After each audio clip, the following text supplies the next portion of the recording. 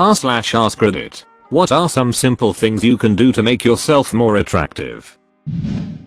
Use the darkness. Stay in the shadows. Wear a hoodie. Girls like persistence too.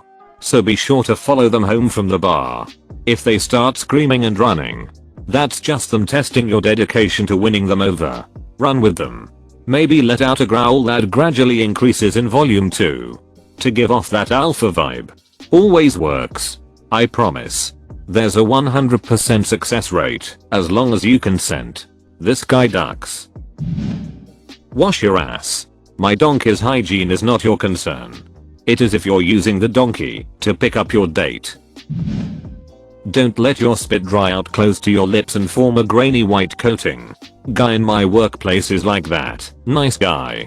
But I'm always scared a big glob of white, starchy, melted shortbread looking gunk is going to escape the chasms of his lip opening and embed itself in my face. Make out with him. Edit. Wow. Thanks for the gold. As yellow as the crust on the inside of his lips. Head up. Shoulders back.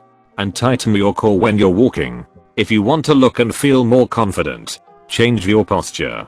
Even if it means faking it, eventually you'll start to believe it. Learn to breathe correctly. A lot of people are shallow breathing ducks. Breathe from your stomach, not your chest, and set aside a few minutes every day to take very deep breaths. This will do wonders for your stress levels. A weary heart is oftentimes visible on your face. Drink more water. Eat more vegetables. Stretch. And exercise. If you don't want to go to the gym, then get off Reddit. Put on music or a podcast. And go walk outside for at least 30 minutes every day. Your body is meant to move. Do it. Respect yourself and be much more gentle with yourself. People are finicky. One minute they like you. The next minute they don't. The only constant is yourself. So be more attractive for you. Your last sentence stuck with me. I've been feeling really sorry for myself recently with a girl ignoring me 1 minute and then showing interest the next. Thanks for that. She's not worth your trouble then. If she doesn't want to commit to you, don't commit to her. Had the same thing happen early 2015. Finally gave up on her after a stressful period of my dad having a heart attack and open heart surgery. Then losing my dog after a month of her being in the vet ICU. Decided I don't have time for someone that's going to change her mind on a weekly basis. I have bigger things to worry about, and life is too short to give someone attention they don't deserve. Dressing a little nicer helps a lot. I'm usually just a t-shirt and jeans kinda guy. So when I do khakis and a button up, people usually take notice. Nothing too fancy. But it seems to have an effect. On a similar note, dress to fit your body type. Some examples: don't be the guy that wears an overly large shirt which fits awkwardly. If you're a bit bigger in the stomach area, consider tucking your button-down shirt and it'll make you look skinnier. Wear the right style of jeans. The good old chub and tuck. Actually listen to what people are saying. Yes, I would like a sandwich. Nah, I disagree. String theory is clearly the better framework for explaining the fundamental makeup of matter. Physically, a very simple skincare routine of face washing and moisturizing gives you a glow. Very simple workouts like push-ups and sit-ups and squats, and make a fairly quick and noticeable change in posture which makes you walk more erect, jiggity, and is apparently an attractive trait. Mentally, read. Have interests and learn how to share knowledge. I believe in taking care of myself, and a balanced diet and rigorous exercise routine. In the morning, if my face is a little puffy, I'll put on an ice pack while doing stomach crunches. I can do 1000 now. After I remove the ice pack, I use a deep pore cleanser lotion. In the shower, I use a water activated gel cleanser. Then a honey almond body scrub. And on the face, an exfoliating gel scrub. Then I apply an herb mint facial mask which I leave on for 10 minutes while I prepare the rest of my routine. I always use an aftershave lotion with little or no alcohol. Because alcohol dries your face out and makes you look older. Then moisturizer. Then an anti-aging eye balm followed by a final moisturizing protective lotion. But what is your opinion on business cards? If you change the way you look at things, the things you look at change.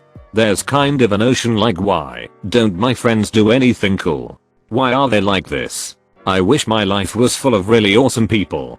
But the reality is that you can be the one to make it happen. To be who everyone would like to be with. Wow, that's so true for me. I have a group of friends who I freaking love to death and would do anything for. But they just don't ever do anything fun or exciting. We'll occasionally go to my friend's apartment and drink and talk about stuff and play video games and whatnot. But we barely do that. Other times we just chill and talk for a couple hours then go on our ways. Then I have these other friends who I'm not quite as close with, but am still pretty cool with. And they do everything. The other day they were telling me how awesome their summer was with the partying and slight dramas here and there with girls, and they have another group of friends who they do everything together with. I hung out with them a few times in the summer. But that's only when they had parties. I really want to hang out with them and their other group of friends more. But I don't want to try to include myself because they are also close and spent every waking moment of the summer together, and I feel like I'd just be the outsider while they talk about all the fun they had together. Me just gotta start hanging out until you become part of the stories. I moved into a flat this time last year with a random group of people who are also super social and proactive on activities like the group you want to get into. They have also known each other for around 10 years. They have so many stories about each other.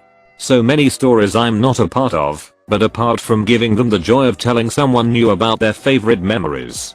I find laughing with people helps create a bond, and I also get to know a bit of their history.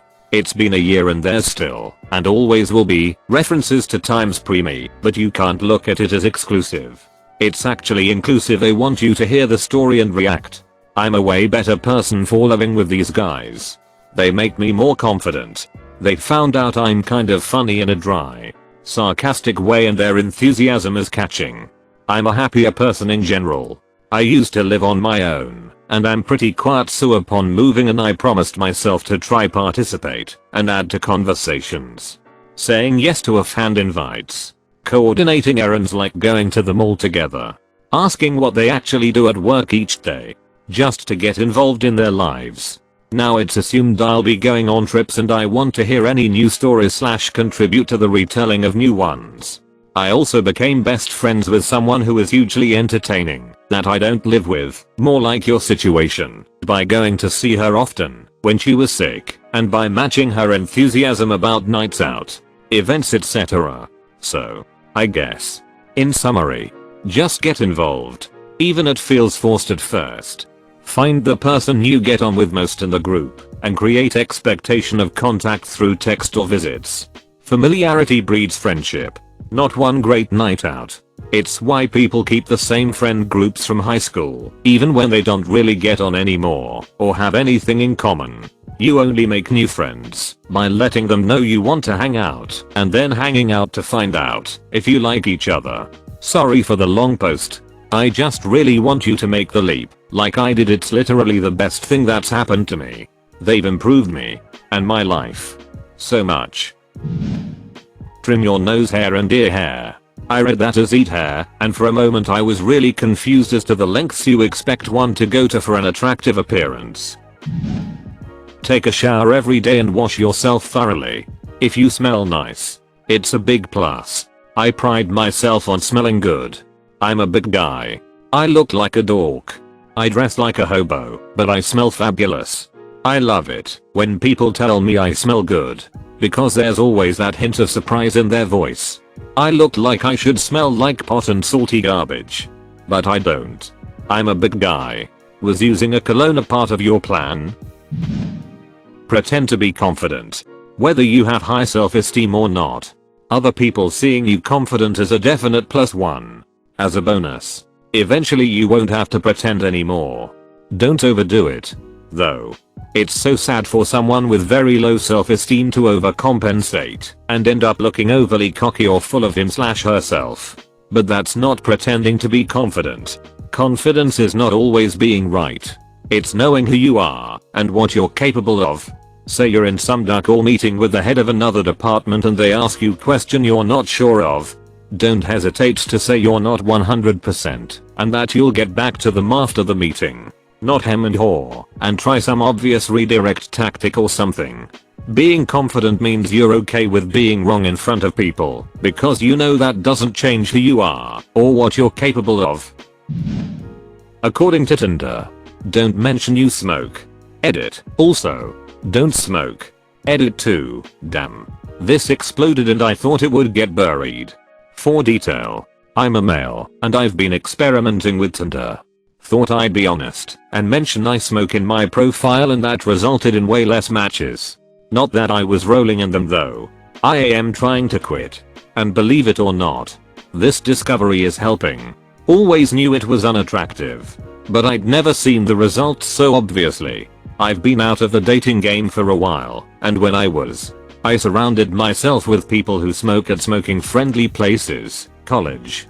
It was a lot easier then. Now I realize that it is true that less than 15% of the USA still smokes. And I know why. Yes. I was only talking about tobacco. I'm pretty sure a massive amount more women find tobacco way more repulsive compared to weed. Tobacco is gross. I think it's pretty much only attractive to other smokers, since they want people to smoke around. I think it looks cool. It's terrible for you. I definitely don't do it myself. But I'm not gonna sit here and lie to myself and say it doesn't look cool. Put some high-powered magnets in your pockets. I did that. I was skeptical, but tried to remain positive. But it didn't work as I only attracted negative people. Flip the magnets around. Smile. Whenever you're bashful, whenever you're blue, embarrassed and awkward and angry with you, whenever you're feeling unlovely, alone. A loveliness waits. And it's all of your own. Whenever you're down. And whenever you're out. In sadness. In sorrow. In darkness. In doubt. Remember, if you have the will for a while, there's fountains of charm to be found in a smile. Carrot. Stand up straight. Smile. Brush your goddamn teeth. Take a goddamning shower. Wear some deodorant. This does not mean shower yourself in perfume. I'm looking at you. Axholes. I do those 5 things. What's the next level? Apparently learning to put on the right amount of Axe. Ask questions about other people. One of the biggest turn-offs for me is when people don't ask questions about others. It gives me the impression that they are self-centered and don't care about anyone else. Seriously, ugh. I sometimes wonder if people actually know something about me. Because I'm that guy that asks a lot of stuff about other people to be kind and show interest. I love hearing those stories and I will remember them. Usually the slightest details which I can amaze people with that I still remember them after a long time. But I've never had anyone to ask stuff happening in my life. This resulted in me keeping everything for myself. When I want to talk about myself to someone, I suppress that thought. I cringe of times I actually said something about myself to someone. I have the same problem. One thing I started doing lately is when someone tells something about themselves, I tell them the same thing about me. Example, a friend tells me he is watching a certain show. So I tell them which show I'm currently watching. Then I ask them about their show. Because I'm afraid it might come off as me trying to put the focus on myself. I'm awkward. Don't be fat. How many great looking fat people do you see and then think, I would love to have sex with that person? None. Too much scrolling to get to this. Anyone who's ever lost weight will tell you this is the gospel truth. When I was big, it was such an effort to get a girl to give me the time of day. Met a great girl when I was heavy and lost the weight and she's the one who has to tell me that girl was thirsty as hell and you think people are just nicer all of a sudden for no reason? This is why I posted this. Great insight. Usually I'm downvoted for being honest in these kind of threads. It's not fat people hate. It's just truth. Exceptions to the rule excluded. Put a black line on my eyelid and bam. I go from a 3 to a 3.5. Put some on your other eyelid too. Then you're already a 4. Edit. Now it's symmetrical. People like this. I guess that makes you a 5. Avoid profanity and work on improving your vocabulary. I'd like to amend this one a bit. Just to save any future pedants a top spot on /r/I am very smart. Using some profanity is totally fine. Especially in the appropriate setting. Calling someone an ass has a very distinct feeling that jerk or butthead don't quite cover. Sorry about my buddy, Mitch. He's a bit of an ass. It has a very specific meaning that isn't quite covered by other words. So use profanity sparingly and in the proper situations. As for improving your vocabulary, Faulkner said it best. Does he, Mingwei, really think big emotions come from big words? He thinks I don't know the $10 words. I know them all right. But there are older and simpler and better words. And those are the ones I use. Don't use big words. Don't use small words. Don't use complex words. Don't use simple words. Don't use obscure words. And don't use common words. Just use the right words. These are both great points, which I'd like to support with a couple examples. When it comes to profanity, the key is to use your words effectively instead of mixing them with excessive slang and throwing them around constantly like it's some sort of tick. For example, saying sorry about my buddy, Mitch. He's a bit of an ass is totally fine and sounds intelligent. However, saying dude, I'm duckin' sorry man, Mitch can be such a duckin' peen smack just sounds retarded. As for vocabulary, I just want to reiterate your point, just use the right words. Rather than looking for a bigger word to say what you mean, which comes off as pretentious. Just try using a more concise word. For example, I would say it sounds perfectly acceptable and normal to take the sentence Brendan Dass's trial wasn't fair because when the cops interviewed him, it seemed like he didn't really know what was going on, and make it a bit more specific by saying Brendan Dass's trial seems unjust because in the interview footage with the police, he doesn't appear to truly comprehend the situation or the consequences that could come from his answers. However, saying Brendan Dass's trial appears completely inequitable based on the circumstances surrounding his interrogations and the inarguable fact that Brendan was not cognizant of the severity of the situation, nor the repercussions that would ensue in court due to his inconsistent confessions, is starting to push the boundaries of sounding like a pretentious asshole. Edit. Formatting. Stand next to Steven Tyler. Getting chummy with future father-in-law. Gotcha. World's most optimistic man right here.